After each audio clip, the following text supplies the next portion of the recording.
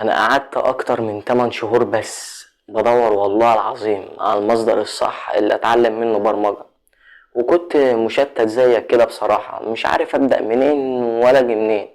المصادر قدامي كانت كتير جدا، يعني كان قدامي الاستاذ الباشمهندس غريب الشيخ واسامة الزيرو ومحمد ابو هدهود، وطبعا اليوتيوب مليان ومصادر كتير جدا.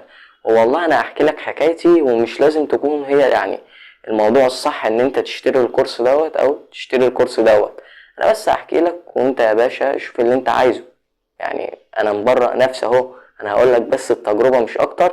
وانت مثلا ممكن تشوف المميزات اللي حصلت معايا على ديت لو انت لسه داخل، واللي حصلت هنا، وممكن تشوف ايه اللي هيكون انسب ليك. اظن ان احنا كده متفقين. فصلي على النبي بقى ويلا بينا نبدأ. السلام عليكم ورحمة الله وبركاته، اللهم صل وسلم وبارك على سيدنا ونبينا محمد. تعال احكي لك اول حاجة قصتي لما بدأت اتعلم برمجة. لما بدأت اتعلم برمجة كنت مفكر ان البرمجة هي عبارة عن الشاشة الخضراء، وان انا بقعد قدام الكمبيوتر وفي مكنة عمالة تطلع جنبي فلوس. ازاي بقى؟ ما تعرفش، لان الكلام دوت كان بادئ معايا من حوالي 3 سنين. فالموضوع بدأ معايا ان انا دخلت على اليوتيوب، طبعا مش عارف يعني ايه اساسيات برمجة، ولا عارف يعني ايه ان انت تتأسس ولا الكلام ده كله. انا مفكر ان انا اخش اكتب في بحث اليوتيوب تعلم البرمجة في ساعتين، ابص الاقي واحد ظهر علمها لي وخلاص. فدخلت كتبت كورس تعلم البرمجة من الصفر للاحتراف، وانا بقى لا عارف يعني ايه تخصصات، ولا انا عارف يعني ايه لغات، ولا عارف اي حاجة اصلا. فدخلت لقيته طلع لي حاجات كتير جدا. فقمت داخل على الكورس بتاع الباشمهندس غريب الشيخ، وما كنتش اعرف مين دوت. لقيته حاطط صورته كده في البروفايل، وقلت لا مؤاخذة يا استاذ غريب لو انت شفت الفيديو دلوقتي، يعني ايه، معلش. فالمهم دخلت على الكورس يعني، ودخلت ومشيت حالي فجاي. فيلا بقى هنبدأ نتعلم برمجة. وما كانش لسه معايا ساعتها اي ادوات، ولا معايا الكمبيوتر، ولا معايا اي حاجة خالص يعني حرفيا. دخلت وبسم الله الرحمن الرحيم وبشغل الفيديو على التليفون. المفروض ان انا اتفرج على الفيديو دوت يا عم اكون كده خلاص ايه اتعلمت برمجة زي الفل، الدنيا مشيت معايا. جاي بفتح الفيديو، هما بالظبط اول كلمتين اللي هو نظرا في التطور التكنولوجي سمعتهم من هنا وجاي يلا بينا. لقيته بادئ عمال يقول متغير بايثون وحاجات بتتكتب قدامي على الكمبيوتر. وانا بالي وبالك قلت لا ده كده في حاجة غلط يعني، دوت مش هينفع اعمله على التليفون. فبصيت لقيت هو بيقول في الفيديو لازم يكون معاك لابتوب او كمبيوتر.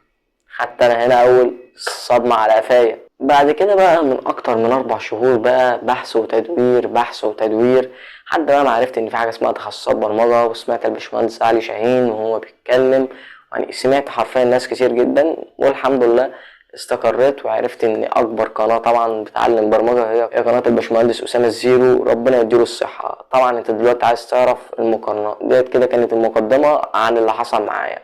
بص يا صاحبي، انا بقى دخلت وبدأت اتعلم من الباشمهندس غريب الشيخ، وبعد كده دخلت بقى على الباشمهندس اسامة الزيرو.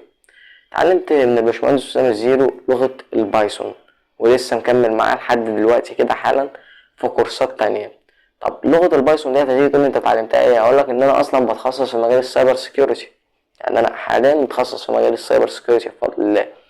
فطبعا لغة البايثون مهمة جدا طبعا يعني، ومعاها كام لغة برضو كده اتعلمتها زي الجافا سكريبت. طبعا اللي فاهم يعني في المجال عارف ان هي مهمة جدا في الاختراق، وعارف قد ايه برضو قيمة البايثون مهمة. وطبعا كان في الصراع برضو، ممكن اسيب لك الفيديو تحت اللي هو بتاع ابدأ ببايثون ولا ابدأ بسي بلس بلس. الفيديو برضو ممكن اسيبه لك تحت عادي في الديسكريبشن، ممكن تسمعه. بس انا بقول لك يعني على التجربة والحاجة اللي حصلت معايا بالظبط وبالملي. فدخلت وخدت بايثون، مع العلم ان بايثون مهمه جدا برضو في اللي دخل يا جماعه مجال الذكاء الاصطناعي. فدخلت واتعلمت منه بايثون. ايه هي المميزات اللي انا شفتها؟ المميزات اللي انا شفتها يا صاحبي ان الباشمهندس اسامه الزيرو بيشرح لك حرفيا كل تفصيله، يعني حرفيا ما بيسيبش فتفوته الا لما بيكون شارحها. وبيكون بطيء جدا، وديت ممكن يكون عيب بعد عند بعض الناس يعني. بس هي بالنسبه لي انا ميزه، يعني ان هو يشرح كده كل فسفوسه. ديت بالنسبه لي ميزه، لان دوت بيخليك ان انت تبني مشاريع قويه جدا جدا جدا فوق ما انت ما تتخيل. ويخلي فرصتك ان انت شركات تقبلك او شركات عالميه بيكون برضك فرص متزايده جدا. فعجبني بصراحه طريقه الشرح والكواليتي والصوت، فاستمريت معاه في لغه البايثون. طب نرجع بقى للباشمهندس محمد عبد الودود دوت اللي انا رحت له في الاول قبل ما الجا للباشمهندس غريب الشيخ. كنت داخل وشفت منه الكورس المشهور بتاعه جدا على اليوتيوب، اساسيات مهمه لكل مبرمج. طبعا يا سيدي جيت اتفرج على اول فيديوهات، الصوت بالنسبة لي طبعا مفيش خالص. الكواليتي بصراحة ما كانتش يعني احسن حاجة، ما كانتش لطيفة معايا، ان انت واحد عايز تتعلم برمجة ومحتاجة تركيز يعني فاهم. فالكواليتي ما كانتش احسن حاجة يعني، او الصور اللي بيجيلها عامة، او يعني مش الكواليتي، لان الكواليتي برضو ما نظلمش الكواليتي برضو كان ايه، كانت مقبولة اللي هي تشوف منها، بس اللي هو ايه، تحس ان الشرح بطيء، مش شرح بطيء زي الباشمهندس اسامة الزيرو، بس اللي هو ايه، حسيت ان الكلام اصلا اللي يطلع من بق الباشمهندس هو بطيء اصلا يعني فاهم. فدي يعني كانت وجهة نظري، فاللي هو ايه مش فاهم بصراحة. يعني هو قعدت اسمع منه فيديو واتنين وتلاتة، لان انا سمعت طبعا من البرمجة ان انت طبعا مش هتيجي معاك من اول مرة وكل الكلام دوت كله، فاللي هو ايه، قلت خلاص يا عم. وبرضك رجعت له تاني، بس اللي هو ايه، انا برضك مش فاهم يعني اي حاجة برضك، يعني اللي هو ايه، خلاص يا عم الدنيا هتمشي معاك والدنيا تمام، بس برضه فاهم. فهل برضك دوت لازم يجي معاك انت، يعني لازم انت برضك تلاقي تحس ان الكلام بطيء والكواليتي مش احسن حاجه زي الباشمهندس غريب الشيخ او الباشمهندس اسامه الزيرو؟ لا، مش لازم برضك يكون معاك. انا هنا بنقل لك تجربتي الشخصيه، خصوصا لو انت واحد كمان عايز تروح تدفع فلوس او تستثمر في الكورس دوت، فلازم تنقي افضل كواليتي وافضل حاجه. هل ممكن يا عم تكون الكورسات بتاعته اتطورت؟ ممكن جدا، الله اعلم، كل واحد برضك ايه يعني، بس اللي هو ايه، وخد بالك يعني، دي برضو من وجهة نظر شخصية، انا عمال الخبطك كده شوية في الكلام سامحني، لان انا مش محضر سكريبت، ان انا ما بعتمدش خالص بالخبرة.